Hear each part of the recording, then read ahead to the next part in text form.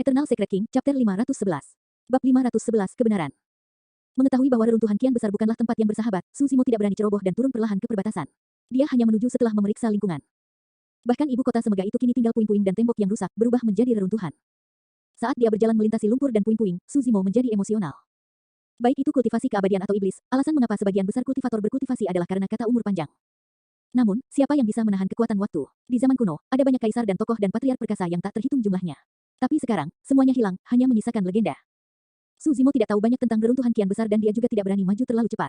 Telinganya berkedut dan tatapannya mengintensifkan saat dia menyalurkan teknik penglihatan dan pendengaran universal untuk merasakan aktivitas di sekitarnya. Sepanjang jalan, dia menemukan beberapa kultivator dan ada juga prajurit penyempurnaan ki dan penggarap pendirian yayasan. Semua pembudidaya itu sangat berhati-hati dan waspada. Ketika mereka melihat Suzimo, mereka memiliki ekspresi hati-hati dan bersembunyi jauh, memutar di sekelilingnya. Di reruntuhan ini, selain dari bahaya yang ada di sini, juga sangat umum bagi orang lain untuk membunuh demi harta karun. Dalam sekejap mata, 2 jam berlalu. Suzimo tidak menerima imbalan apapun dari reruntuhan itu. Dia hanya menemukan beberapa pecahan senjata roh di puing-puing yang dia buang begitu saja. Secara alami, dia juga tidak menghadapi bahaya. Sekarang sudah larut malam dan cahaya bulan murni. Seluruh tempat itu sangat sepi. Aneh, Suzimo mengerutkan kening. Tiba-tiba, jeritan tragis terdengar di dekatnya. Jantung Suzimo berdetak kencang. Setelah merenung sejenak, dia memutuskan untuk memeriksanya. Jika dia tahu sumber bahayanya, dia juga bisa mempersiapkan diri untuk itu. Dalam sekejap, dia melesat menuju asal suara. Tidak lama kemudian, dia melihat seorang prajurit penyempurnaan ki berdiri di tempat. Punggungnya menghadap Suzimo dan meskipun ada kekuatan hidup yang jelas datang darinya, dia tidak bergerak sama sekali. Beberapa pembudidaya berdiri dan melihat dari jauh, tidak berani mendekat dengan ketakutan di mata mereka. Batuk pelan, Suzimo bertanya dengan suara terangkat, rekan Taois. Ketika Ki Refinement Warrior mendengar suara Suzimo, tubuhnya bergerak dan dia berbalik perlahan. Suzimo ketakutan saat melihat penampilan orang itu. Dahi orang itu gelap dan bibirnya ungu. Di bawah sinar bulan, wajahnya yang pucat tampak luar biasa menakutkan saat dia mengeluarkan senyum sinis. Saat dia melihat senyuman itu, rambut Suzimo berdiri tegak. Hehehe, tawa menyeramkan terdengar dari orang itu saat dia menyeringai sebelum menerjang ke arah Suzimo dengan tangan terbuka. Suzimo menjadi tenang tak lama kemudian. Dia mungkin tercengang jika dia menemukan sesuatu seperti itu ketika dia baru saja menginjakkan kaki ke dunia kultivasi. Tapi sekarang, dia sudah menjadi Golden Core dan bahkan jika dia belum pernah menemukan sesuatu seperti itu sebelumnya, dia bisa menebak secara kasar apa yang sedang terjadi. Suzimo tidak mengelak atau menghindari serangan Ki Refinement Warrior. Menjangkau, dia menamparkan dahi orang itu dengan lembut tanpa mengerahkan kekuatan apapun dan berteriak pelan. Beraninya kamu menyakiti seseorang, iblis. Keluar. Jeritan datang dari dalam tubuh Ki Refinement Warrior. Hantu terbang keluar dari atas kepalanya, sulit dilihat karena ilusi dan transparan. Ketika merasakan aura Suzimo, hantu itu ketakutan dan langsung lari ke kejauhan. Tubuh Ki Refinement Warrior bergetar dan bibir serta wajahnya kembali berwarna. Namun, orang itu lemah dan lemah, jatuh lemas saat dia terengah-engah. Terima kasih, senior. Prajurit pemurnian Ki terengah-engah sambil mengucapkan terima kasih. Luangkan waktu untuk pulih dan tinggalkan tempat ini secepat mungkin. Jika Anda bertahan lebih lama, Anda mungkin mati. Suzimo berkata dengan muram. Baiklah. Prajurit perbaikan Ki mengangguk dengan tergesa-gesa. Benda yang merasuki Ki Refinement Warrior adalah hantu kecil yang tidak memiliki banyak kekuatan dharma. Paling-paling, itu hanya bisa menempel pada tubuh manusia dan pembudidaya tingkat rendah. Ini adalah kerasukan hantu yang dikenal luas di dunia fana. Meskipun hantu kecil merepotkan, mereka tidak berani memprovokasi 3 jenis orang. Tipe pertama adalah kultivator dengan kekuatan dharma yang kuat. Kebanyakan penggarap pendirian yayasan sudah tidak perlu takut pada hantu kecil. Tipe kedua adalah orang dengan ki darah yang kuat. Baik itu pembudidaya atau manusia, selama mereka bugar, kuat, dan memiliki ki darah yang kuat, mereka dapat bertahan melawan sebagian besar setan dan penyakit. Sekarang Suzimo berada di alam darah tsunami, ki darahnya mirip dengan terik matahari bahkan tanpa dia menyalurkannya, tidak mungkin hantu kecil berani mendekati tungku yang terbakar. Itulah alasan mengapa semua hantu kecil ingin menghindari Suzimo di sepanjang jalan, apalagi mendekatinya. Tipe ketiga adalah orang yang dipenuhi kebenaran dan keadilan. Mereka yang berpendidikan dan memiliki kebenaran. Orang saleh dapat menenangkan diri dalam menghadapi godaan dan ancaman. Alasan mengapa beberapa orang tidak akan pernah jatuh sakit dengan tubuh fana mereka meskipun di penjara dan harus menanggung lingkungan yang mengerikan itu adalah karena mereka memiliki kebenaran. Para pendahulu selalu menyebutkan bahwa seseorang tidak boleh dirusak oleh kekayaan, membengkokkan integritasnya karena kemiskinan atau tunduk pada kekuasaan. Pada kenyataannya, itu adalah ranah kebenaran. Manusia sering menyebutkan bahwa seseorang tidak akan takut pada hantu jika mereka tidak melakukan sesuatu yang bersalah. Ini juga logika yang sama. Selama seseorang tidak melakukan tindakan bersalah, hati mereka tidak akan melemah karena ketakutan. Mereka yang saleh selalu tak kenal takut. Saat dia masih muda, Suzimo bahkan pernah mendengar tentang beberapa legenda saat dia belajar. Bagi cendekiawan hebat dengan kebijaksanaan dan kebenaran yang luar biasa, di tahun-tahun senja mereka, bahkan dengan tubuh fana mereka yang lemah, satu teriakan saja sudah cukup bagi mereka untuk menjauhkan kejahatan. Teriakan mereka dapat mengejutkan hantu menjadi debu. 10.000 tahun yang lalu, jutaan nyawa terbunuh di tempat ini dalam semalam. Dengan demikian, aura balas dendam sangat kuat dan ada banyak hantu pengembara yang tersisa dengan keluhan mereka. Mengingat banyaknya hantu kecil, pasti ada hantu jahat yang lahir dari mereka. Hantu kecil memang menyusahkan tetapi mereka tidak akan membahayakan nyawa seseorang. Hantu jahat, ganas dan jahat adalah mereka yang membunuh. Bahkan untuk penggarap pendirian yayasan dan inti emas, salah langkah sedikit pun dapat menyebabkan mereka kehilangan nyawa. Suzimo terus maju dan saat malam semakin gelap, dia juga masuk lebih dalam keruntuhan. Tidak lama kemudian, tawa tragis terdengar ke segala arah, itu tidak dapat diprediksi dan menyebabkan bulu kuduk berdiri. Menyeringai dingin, Suzimo tidak berhenti dan terus maju. Swoosh, embusan angin jahat menyambutnya. Rambut hitam Suzimo berayun lembut dan ekspresinya tenang, tidak ada satupun kepanikan di matanya. Jika kamu terus maju, aku akan mengambil hidupmu. Suara melengking seorang wanita bisa terdengar dari angin jahat. Su Zimo tidak tergerak. Dia baru saja berjalan belasan meter ke depan ketika hantu kabur muncul di belakangnya, mengenakan jubah berwarna darah dengan rambut hitam panjang menyentuh lantai. Wajah mengancam bisa terlihat samar-samar dari antara rambut hitam. Hantu jahat itu mengulurkan kedua tangannya, menerjang ke arah Su Zimo tanpa suara dengan kuku hitam kemuannya. Su Zimo sepertinya tidak menyadarinya. Saat tangan hantu jahat itu menyentuh tubuh Su Zimo, ekspresinya berubah dan dia menjerit. Garis keturunan Su Zimo melonjak dan bersinar dengan kilatan petir yang mempesona. Kekuatan guntur adalah energi paling lurus di dunia dan merupakan penangkal terbesar entitas jahat. Hantu jahat itu tidak menyangka bahwa garis keturunan Su Zimo akan memiliki kekuatan guntur. Seketika, itu disambar guntur dan menghilang menjadi abu, menghilang. Sejak awal, langkah kaki Su Zimo tidak berhenti sama sekali. Awalnya, ada hantu jahat lain yang mengelilinginya. Ketika mereka menyaksikan itu, mereka semua bubar serempak. Eternal Secret King, Chapter 512. Bab 512, Penyeberangan Tentara Dunia Lain. Di malam hari, Su Zimo terus maju dan semakin dekat ke pusat reruntuhan kian besar. Meskipun dia menemukan beberapa batu roh dan senjata di sepanjang jalan, itu tidak berharga dan biasanya terlihat di pasar. Reruntuhan kian besar ada selama 10.000 tahun dan banyak orang telah berada di sini selama periode waktu itu. Area yang relatif aman di batas luar kemungkinan besar telah dijarah secara menyeluruh sejak lama. Jika seseorang menginginkan keuntungan, kemungkinan terbesar berada di kedalaman reruntuhan tepat di tengah. Su Zimo menduga bahwa batas luar reruntuhan kian besar sebagian besar dipenuhi oleh hantu-hantu kecil yang tidak memiliki banyak kekuatan. Saat dia menjelajah lebih dalam, dia menemukan hantu jahat dan jahat. Jika dia terus maju lebih dalam ke pusat reruntuhan, ada kemungkinan besar dia akan bertemu dengan bahaya yang dapat mengancam inti emas. Saat dia melihat ke jurang raksasa yang mengalir melalui reruntuhan dari udara, Su Zimo merasakan gentar. Tak lama kemudian, dia perlahan-lahan berhenti dan menatap ke seberang, bergumam pelan dengan ekspresi kaget, apakah ini istana dulu? Di bagian depan, sederetan dinding hitam pekat yang menjulang tinggi berdiri tegak menembus awan dengan anggun. Meskipun terlihat jelas bahwa mereka sudah tua, itu juga menunjukkan dominasi istana ini di masa lalu. Bahkan melihat puing-puing saja sudah cukup mengejutkan Su Zimo. Terhadap dinding istana, pembudidaya manapun akan tampak seperti semut yang tidak berarti. Jika Asura Yan Beichen tidak memberitahu Su Zimo tentang hal itu, dia tidak akan bisa membayangkan bahwa ibu kota sebesar ini dihancurkan oleh naga dewa dalam semalam. Sayang sekali untuk kerajaan seperti itu. Su Zimo meratap secara internal dan masuk perlahan. Saat dia memasuki sekitar istana, ekspresinya berubah dan dia mengerutkan kening. Dia merasakan hawa dingin menusuk tubuhnya. Mengingat ki darah Su Zimo yang sangat kuat yang dapat mengusir kejahatan, fakta bahwa dia dapat merasakan kedinginan berarti bahwa istana ini jauh dari sederhana. Sungguh energi yang jahat, Su Zimo berpikir sambil memeriksa sekelilingnya. Tinggal lama di istana ini akan mengakibatkan ki jahat memasuki tubuh seseorang. Seiring waktu, itu akan menghasilkan masalah besar di dalam tubuh seseorang dan bahkan dapat mengurangi rentang hidup mereka. Bahkan dengan ki darah Su Zimo yang tangguh, dia tidak berani berlama-lama di tempat ini. Sepertinya tidak hanya banyak orang yang mati di istana ini, alam kultivasi mereka juga tidak rendah. Jika tidak, ki jahat yang menakutkan seperti itu tidak akan terbentuk. Saat dia hendak bergerak maju, telinganya tiba-tiba berkedut. Mata Su Zimo berbinar dan dia menyeret langkahnya, diam-diam mengelak ke samping dan bersembunyi di balik gunung palsu tanpa menyentuh tanah dengan tumitnya. Tak lama, serangkaian langkah kaki terdengar, berbaris serempak. Menatap, Su Zimo melihat ada satu skuadron lebih dari 1.000 tentara berjalan dari jalan kecil di dekatnya. Semua prajurit itu bersenjata dan mengenakan baju besi kuno yang dipenuhi karat. Masing-masing mengenakan helm dan tanpa ekspresi, memancarkan aura beku seolah-olah mereka datang langsung dari neraka. Tentara dunia lain menyeberang. Jantung Su Zimo berdetak kencang. Penyeberangan tentara dunia lain terbentuk dari kemalangan, balas dendam, keluhan, dan kedengkian abadi dari tentara yang tewas di medan perang atau pasukan yang menemui kematian sebelum waktunya. Ketika ki jahat terlalu kuat, itu bahkan akan terwujud menjadi gambar pasukan dunia lain di masa lalu. Kenyataannya, semua prajurit ini sudah mati. Namun, kesadaran mereka terjebak pada saat mereka mati saat mereka melanjutkan misi mereka dengan tertib. Misalnya, ribuan prajurit di sini ditugaskan untuk berpatroli di istana sebelum kematian mereka. Bahkan 10.000 setelah kematian mereka, tentara dunia lain yang disulap mempertahankan sikap waspada mereka dan terus berpatroli di istana melawan musuh. Tiba-tiba, pasukan dunia lain yang awalnya melewati gunung palsu berhenti dan pemimpin mereka perlahan berbalik, menatap ke arah tempat persembunyian Su Zimo. Pemimpin regu dunia lain tidak lemah dan aura yang dia keluarkan setidaknya mirip dengan inti emas tahap awal. Selain itu, dia memiliki indera yang sangat tajam. Su Zimo baru saja mengenali tentara dunia lain yang sedang menyeberang dan pori-porinya memancarkan ki garis keturunan yang samar. Seketika, pemimpin regu memperhatikan. Mengingat lingkungan yang sedingin es, sedikit panas ki darah dapat langsung dirasakan oleh tentara dunia lain yang kuat. Su Zimo sangat cepat bereaksi serta dia mengunci pori-porinya, menghentikan jantungnya dan menyegel ki darahnya dalam sekejap mata. Pada saat yang sama, dia menutup matanya. Dengan begitu, dia tidak akan diperhatikan oleh pemimpin regu dunia lain tidak jauh dari kilatan di matanya. Para prajurit dunia lain itu sama sekali tidak hidup dan tidak memiliki panca indera, mereka hanya ada dengan mengandalkan keakraban mereka dengan tempat serta sisa kesadaran mereka.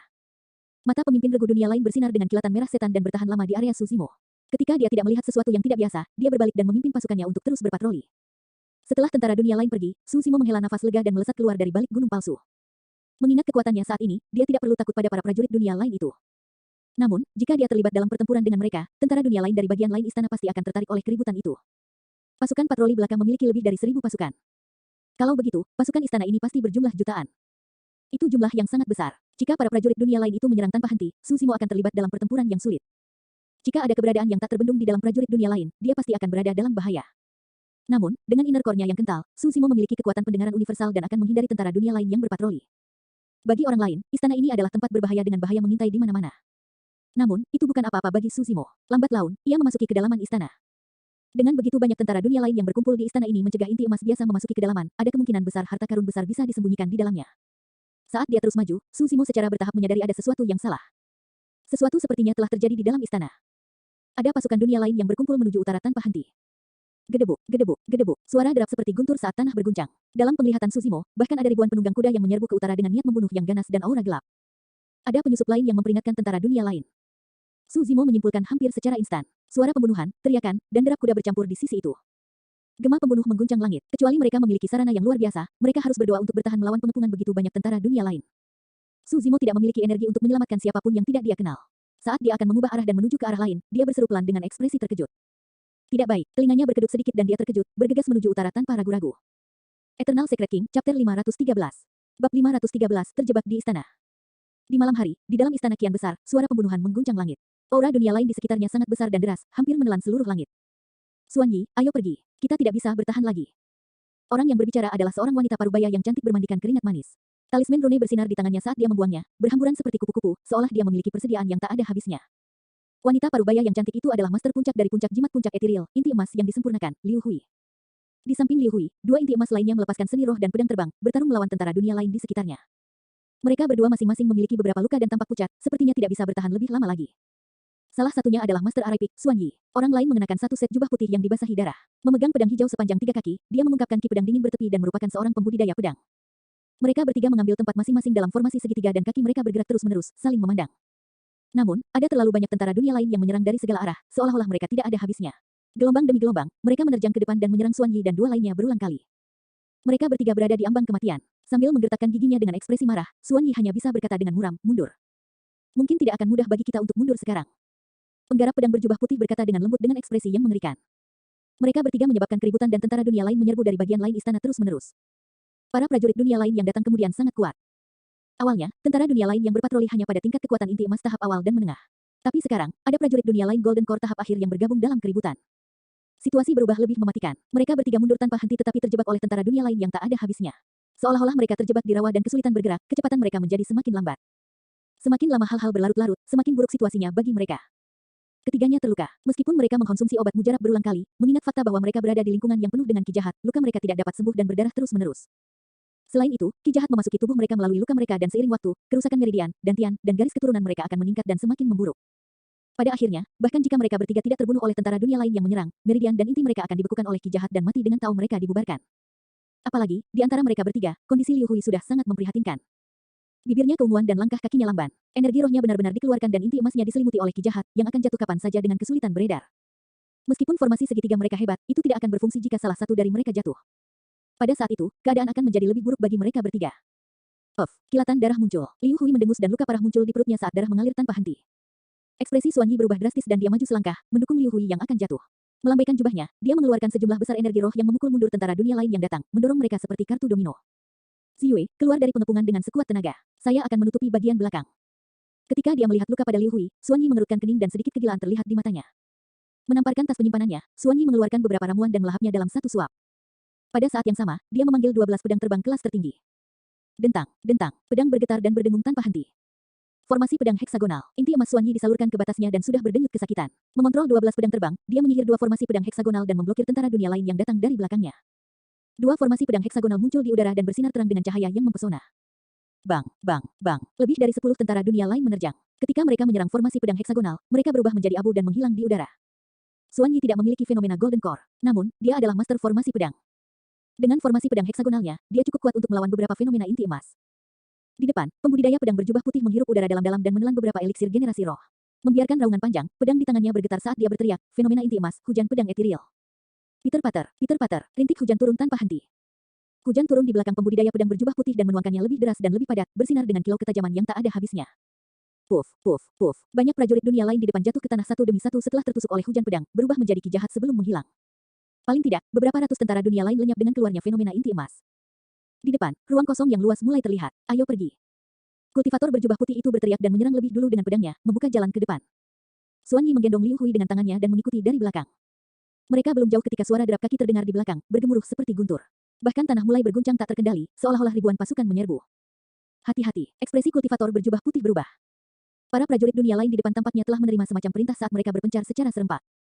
Sejumlah besar pasukan yang memegang tombak dan menunggang kuda dunia lain membentuk formasi berbentuk penusuk, menyerang dengan mematikan untuk berbenturan dengan fenomena inti emas kultivator berjubah putih. Ledakan, terdengar suara memekakkan telinga. Beberapa pengendara di depan jatuh dari tunggangan mereka.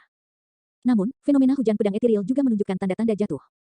Bentrokan lain akan cukup untuk menghilangkan fenomena inti emas pembudidaya pedang berjubah putih. Xuan Yi, Ziyue, pergi saja. Jangan ganggu aku. Ekspresi Liu Hui muram dan meridian, garis keturunan, dan tubuhnya membeku setelah disegel oleh ki jahat. Dia sangat lemah dan tidak lagi memiliki kekuatan untuk bertarung. Omong kosong apa yang kamu bicarakan? Xuan Yi telah berkultivasi selama lebih dari 300 tahun dan memiliki kepribadian yang hangat, jarang menjadi emosional. Tapi sekarang, dia gelisah dan matanya memerah saat dia berteriak. Aku hanya akan menjadi beban bagi kalian jika kalian membawaku bersama. Pada saat itu, tidak ada dari kita yang akan selamat. Berbaring di pelukan Xuan Yi, tatapan lembut melintas di mata Liu Hui saat dia berbisik, Xuan Yi, aku tahu bagaimana perasaanmu tentangku. Saya khawatir, kita tidak akan memiliki afinitas itu dalam hidup ini. Ketika dia mendengar itu, Xuan Yi malah menjadi tenang. Liu Hui, karena kamu tahu bagaimana perasaanku, kamu harus tahu bahwa aku pasti tidak akan meninggalkanmu. Tatapan Xuan Yi tegas saat dia memegang tangan dingin Liu Hui, tidak mau melepaskannya saat dia tertawa. Saya telah menjadi pengecut terhadap hubungan sepanjang hidup saya. Hari ini, aku akhirnya berani. Berbalik, Xuan Yi mengangguk ke pembudidaya pedang berjubah putih dan berkata dengan tenang, Ziyue, pergi dulu. Aku akan menemaninya. Dengan menemaninya, itu berarti dia akan mati bersamanya. Rekan Taois, kalian, kultivator berjubah putih tampak cemas dan tidak melanjutkan berbicara. Xuan Yi tersenyum lembut. Jalur kultivasi tidak terbatas tanpa akhir yang terlihat. Bahkan jika kita benar-benar mencapai umur panjang dan akhirnya mati tua dalam kesepian, apa gunanya itu? Ini baik-baik saja. Liu Hui dan aku akan menggunakan kesempatan ini untuk turun dan menemani kawan lama kita, Wen Xuan, jangan sampai dia bosan di bawah. Haha. Xuan Yi tertawa sekali lagi saat dia memeluk wanita itu dengan erat. Pada saat itu, sepertinya hanya mereka berdua yang tersisa di dunia. Tidak semua orang bisa menerima kematian dengan pikiran terbuka seperti itu. Ledakan. Pada saat itu, ledakan lain terdengar. Fenomena inti emas kultivator pedang berjubah putih dihancurkan oleh tentara dunia lain. Tanpa perlindungan apapun, mereka bertiga benar-benar terpapar melawan pasukan dunia lain yang padat. Eternal Secret King, Chapter 514. Bab 514, membebaskan diri. Guntur instan. Tiba-tiba, sebuah suara terdengar. Itu tidak terlalu jelas mengingat keributan di medan perang. Namun, tepat setelah itu, gelombang medan perang berubah. Patah. Petir yang sangat menyilaukan merobek awan gelap dan turun di antara pasukan dunia lain. Ular listrik merayap dengan cara yang menyilaukan, mengubah seluruh tempat menjadi lautan petir. Mereti. Ada suara memekakkan telinga dan renyah. Setidaknya 1000 tentara dunia lain dilahap oleh lautan petir dan berubah menjadi debu. Banyaknya pasukan dunia lain yang kuat di bagian istana ini bukan satu-satunya alasan mengapa tempat itu begitu berbahaya. Lebih dari itu, karena pasukan diciptakan dari ki jahat. Bahkan jika para pembudidaya dikalahkan, mereka hanya akan berubah menjadi ki yang jahat lagi. Yang diperlukan hanyalah periode waktu bagi pasukan dunia lain yang kalah untuk muncul kembali. Jumlah mereka tidak akan berkurang bahkan bisa dikatakan tidak ada habisnya. Namun, ki jahat takut akan Guntur. Guntur sebelumnya menghantam ribuan tentara dunia lain menjadi debu dan ki jahat mereka juga dibersihkan, mereka tidak dapat respawn lagi. Seorang ahli datang untuk kita. Mata pembudidaya pedang berjubah putih menyala saat dia berbalik dan mendesak, Xuan Yi, seorang ahli ada di sini. Bawa Liu Hui bersamamu dan kami akan mencoba lagi untuk keluar dari sini. Suara dari tadi, Xuan Yi mengerutkan alisnya dengan ekspresi bingung. Tampaknya anak itu, Zimo. Liu Hui berkomentar lemah. Sebelum kalimatnya selesai, suara pakaian yang berkibar tiba. Itu datang dengan kecepatan yang sangat cepat dan tiba di depan mereka hampir seketika. Sosok hijau berdiri di udara dengan rambut hitam bergoyang. Matanya dalam dan berbinar seperti bintang saat dia mengeluarkan aura yang menakutkan. Zimo, ini benar-benar kamu. Xuan Yi berseru. Orang yang datang adalah Su Zimo yang juga menerobos masuk ke istana. Fiu, fiu, fiu. Tidak jauh dari sana, barisan pemanah berlutut di tanah dan menembakkan panah panjang yang dilapisi dengan ki jahat. Serbuan dari mereka tiba seketika, seperti segerombolan belalang. Hati-hati, Xuan Yi berseru. Dia jelas tentang kekuatan para prajurit dunia lain itu. Di istana ini, tentara dunia lain yang muncul hampir mewakili pasukan besar dan tak terbendung yang menjaga istana di ibu kota kian besar di masa lalu. Ada banyak jenis prajurit dan mereka sangat kuat. Selain pasukan patroli, ada pemanah serta penunggang kuda lapis baja ringan dan berat. Selain itu, semuanya adalah inti emas. Jika pasukan Golden Core bisa mencapai jutaan, itu berarti Golden Core ada di mana-mana dan Naschen Soul juga banyak. Kekuatan kekaisaran kian besar dapat dilihat dari fakta itu saja. Panah jahat yang ditembakkan sangat cepat tetapi Su Zimo lebih cepat. Dia tidak repot-repot berurusan dengan panah jahat sama sekali saat dia turun dengan cepat. Semua panah jahat meleset, itu adalah naksir yang memekakkan telinga. Su Zimo seperti binatang buas seukuran manusia, menyebabkan tanah bergetar saat dia turun di depan Xuan Yi dan dua lainnya. Ikuti aku. Situasinya mengerikan dan tentara dunia lain menyerang sekali lagi. Mengeluarkan Blood Quencher dari tas penyimpanannya, Su Zimo tidak membuang waktu untuk kata-kata yang tidak perlu saat dia memimpin jalan dan membuka jalan. Zimo, hati-hati. Para prajurit dunia lain itu tidak mudah dihadapi. Xuan Yi mengingatkan dengan tergesa-gesa. Secara alami, dia tahu bahwa Su Zimo telah membentuk inti. Namun, kekuatan para prajurit dunia lain itu semakin kuat dan bahkan bisa menghancurkan fenomena Golden Core dari pembudidaya pedang berjubah putih. Bahkan di ranah Golden Core tahap akhir, ketiganya berakhir dalam situasi tak berdaya. Su Zimo baru saja berkultivasi ke ranah Golden Core tahap awal. Terlepas dari potensi luar biasa dan kartu trufnya yang kuat, jika dia dikepung oleh tentara dunia lain, dia mungkin harus mati dalam penyesalan di sini juga. Dentang, Blood Quencher bergetar dan mengeluarkan seberkas darah. Mengedarkan garis keturunannya, Su Zimo menebas dan pancaran darah melebar dengan petir yang berderak di atasnya dengan cara yang menakutkan. Bang, bang, bang. Penunggang kuda lapis baja ringan yang menyerang dari depan disapu oleh Su Zimo secara dominan dan menghilang seketika. Mereka benar-benar tidak berdaya. Para prajurit dunia lain yang dapat menghancurkan fenomena inti emas kultivator berjubah putih tidak dapat menahan ketajaman pedang Suzimo. Sungguh ki darah yang kuat, menakjubkan. Penggarap pedang berjubah putih itu diam-diam kagum. Tolong ikuti di belakangku. Suzimo terus maju dengan Blood Quencher dan kecepatannya tidak terpengaruh sama sekali. Dia menampilkan teknik pedang yang sangat menakutkan dengan tangannya. Hantu muncul di mana-mana saat ki darah menyebar. Niat membunuh dari teknik pedang sangat besar dan setiap serangan berakibat fatal, bertujuan untuk hidup seseorang. Ditambah dengan Blood Quencher, dimanapun pancaran darah bersentuhan, orang dan tunggangan akan jatuh, tidak ada yang bisa menghentikan Suzimo sejenak. Teknik pedang itu tidak lain adalah Asura Saber, yang diberikan kepadanya oleh Asura, Yan Beichen. Meskipun Suzimo mempraktikkannya secara pribadi setelah pertempuran di puncak Ethereal, itu melawan udara tipis dan dia tidak bisa merasakan kegembiraan pembantaian dan pertempuran besar-besaran. Pada saat yang sama, dia tidak bisa benar-benar memahami maksud dari Asura Sabre. Tapi sekarang, dengan bantuan tentara dunia lain di sekitarnya, Suzimo sedang melatih tekniknya sambil melepaskan diri dari pengepungan. Hantu melolong, aliran darah, neraka, tulang putih, hantu, mayat. Setiap serangan terasa semakin akrab. Suzimo dengan hati-hati merasakan maksud serangannya dan merasakan perubahan teknik pedang. Rekan Taois, arahnya salah. Beberapa saat kemudian, pembudidaya pedang berjubah putih mengerutkan kening dan berkata dalam-dalam, kita sekarang menuju ke kedalaman istana. Kita semakin jauh dari perimeter luar. Suzimo menjawab, keributan yang terjadi di sini terlalu besar dan setidaknya ada jutaan pasukan menunggu di luar. Tidak terlalu realistis jika kita ingin membunuh jalan keluar kita. Pada kenyataannya, mengingat kekuatannya, tidak dianggap sulit jika dia ingin membunuh jalan keluarnya. Jika Suzimo bisa membunuhnya, dia secara alami bisa melakukan hal yang sama secara terbalik. Tapi sekarang dia bersama kelompok 3 orang dan Liu Hui terluka parah, itu membuat segalanya menjadi sulit. Dengan ekspresi tenang, Suzimo menganalisis, jika para prajurit dunia lain itu mempertahankan ingatan mereka dari 10.000 tahun yang lalu, pasti ada tempat di dalam istana yang tidak boleh mereka masuki dengan santai. Begitu kita masuk, kita akan menemukan tempat-tempat itu dan itu akan memastikan keamanan kita untuk sementara waktu. Xuan Yi mengangguk dan memeluk Liu Hui sambil memanggil formasi pedang, bertahan melawan tentara dunia lain yang masuk. Ayo dengarkan Zimo. Gedebuk, gedebuk, gedebuk. Tak lama kemudian, suara kuda yang memekakkan telinga terdengar dengan gemetar. Seketika, puing-puing dan bebatuan di reruntuhan mulai terpental. Suara itu datang dari depan dan belakang. Xuan Yi dan yang lainnya menyipitkan mata dan melihat. Para prajurit dunia lain yang mengejar mereka dari belakang bubar dan awan gelap diselimuti aura jahat yang menakutkan. Itu membosankan, berat dan mencekik. Awan gelap itu berangsur-angsur mengembun menjadi serangkaian penunggang kuda. Memegang tombak panjang, para penunggang kuda memiliki tombak pendek yang tergantung di punggung mereka dan mereka mengenakan baju besi kuno yang ketat. Satu-satunya hal yang terungkap adalah sepasang mata merah yang mengerikan. Pengendara berkuda lapis baja berat, ekspresi kultivator pedang berjubah putih berubah mengerikan. Sebelumnya, pengendara lapis baja ringan yang dipadatkan oleh ki jahat sudah bisa menghancurkan fenomena inti emasnya dengan mudah. Jika penunggang kuda lapis baja berat ini menyerbu, kuku besi mereka akan dapat menenggelamkan mereka dalam sekejap, membunuh mereka tanpa ada mayat yang tersisa. Itu sama di depan mereka. Jutaan penunggang kuda lapis baja bergegas mendekat dengan momentum yang sangat deras. Jangan takut, aku akan menyelesaikannya. Suara Suzimo terdengar sekali lagi, tenang dan tenang tanpa emosi. Untuk beberapa alasan, ketika dia mendengar suara itu, hati yang gelisah dari pembudidaya pedang berjubah putih menjadi tenang seketika. Eternal Secret King, Chapter 515. Bab 515, Tempat Terlarang Istana. Membunuh. Seorang pemimpin prajurit berkuda mengangkat tombak panjangnya dan menggeram dari dalam tenggorokannya dengan kilatan darah di matanya. Membunuh, membunuh, membunuh. Jutaan penunggang kuda lapis baja yang tersisa meneriakkan aura perkasa sambil menarik tombak pendek di punggung mereka pada saat yang sama, melemparkannya ke arah Suzimo dan 3 lainnya dengan kekuatan penuh mereka secara bersamaan. Berdengung, berdengung. Jutaan tombak pendek yang bersinar dingin merobek udara dan mengeluarkan suara yang menusuk telinga. Ini setara dengan jutaan inti emas yang menyerang pada saat yang sama dan kekuatannya jauh lebih kuat daripada panah. Padat dan menggumpal, mereka menutupi langit dan hampir menenggelamkan Suzimo dan 3 lainnya. Penggarap pedang berjubah putih telah berkultivasi selama lebih dari 100 tahun dan telah melalui pengalaman hidup dan mati yang tak terhitung jumlahnya. Namun, dia masih merasakan jantungnya berdebar saat adegan ini dan tidak bisa menahan diri dengan baik. Saya kira hanya Naschen Souls yang bisa bertahan melawan serangan seperti itu. Sebuah pikiran melintas di benak pembudidaya pedang berjubah putih. Cincin, cincin, cincin. Pada saat yang sama, suara dengungan pedang yang jernih bergema di seluruh dunia, merobek logam dan batu dengan ketajaman yang tak ada habisnya. Penggarap pedang berjubah putih sangat akrab dengan ketajaman seperti itu. Pertama-tama, dia adalah seseorang yang mengolah dao pedang. Secara naluriah, pembudidaya pedang berjubah putih berbalik ke arah suara. Saat Suzimo melambaikan lengan bajunya, 18 pedang terbang bermutu tinggi melayang di udara. Pedang bergetar dan cahaya roh bersinar terang. Seolah-olah mereka hidup, 18 pedang terbang bergerak tidak biasa dan terjalin di udara, meninggalkan aliran ki pedang yang tajam dan dingin. Saat mereka menjalin, pedang ki mengiris kekosongan menjadi beberapa bagian dan membentuk formasi yang sangat misterius. Formasi pedang cahaya lilin. Suzimo berteriak pelan. 18 pedang terbang berkumpul pada saat yang sama dengan ujungnya mengarah keluar, menyerupai terik matahari yang memancar dengan ki pedang tertinggi. Itu terbentuk di depan pembudidaya pedang berjubah putih dan 2 lainnya, membela mereka dengan cakram raksasa yang terbuat dari pedang yang berputar dengan liar. Ledakan. Ribuan tombak pendek menghantam formasi pedang cahaya lilin dan mengeluarkan ledakan yang memekakkan telinga. Seluruh kekosongan tampaknya telah bergetar. Tepat setelah itu, dunia menjadi sunyi. Kelopak mata pembudidaya pedang berjubah putih berkedut dengan cepat, pemandangan ini telah menyebabkan jantungnya melompat ke tenggorokannya. Formasi pedang cahaya lilin berhenti sejenak. Bergetar sedikit, itu mengeluarkan suara berderit seolah-olah bisa bubar kapan saja. Ekspresi Xuan Yi menjadi sedikit pucat. Jika formasi pedang itu tidak bisa bertahan, mereka akan langsung ditelan dalam dunia tombak dan mati tanpa ada mayat yang tersisa. Bang, bang, bang. Setelah jeda sesaat, formasi pedang cahaya lilin mulai berputar dengan liar sekali lagi, menghancurkan semua tombak pendek yang masuk saat mereka berubah menjadi ki jahat dan tersebar di udara. Penggarap pedang berjubah putih itu terikat lidah dan terpana. Formasi pedang itu berhasil bertahan dari serangan jutaan pengendara lapis baja berat.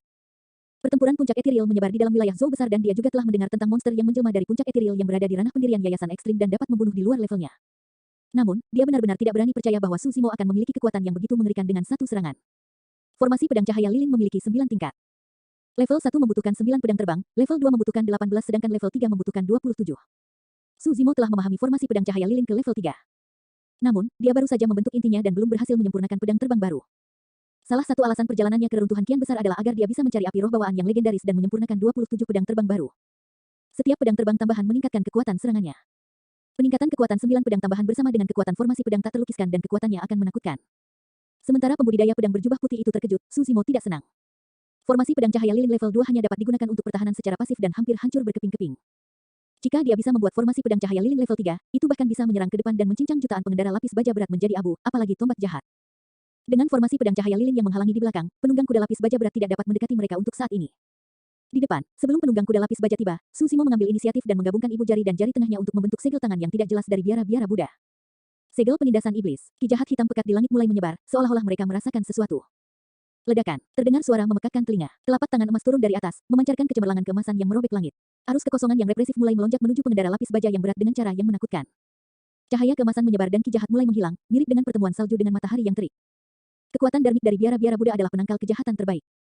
Di ranah pendirian yayasan, Su Zimo tidak bisa melepaskan kekuatan sebenarnya dari segel penindasan iblis. Tapi sekarang dia telah membentuk inti, kekuatan segel penindasan iblisnya telah meningkat secara signifikan. Namun, Su Zimo mengernyit setelah menyerang. Masih ada yang tidak beres.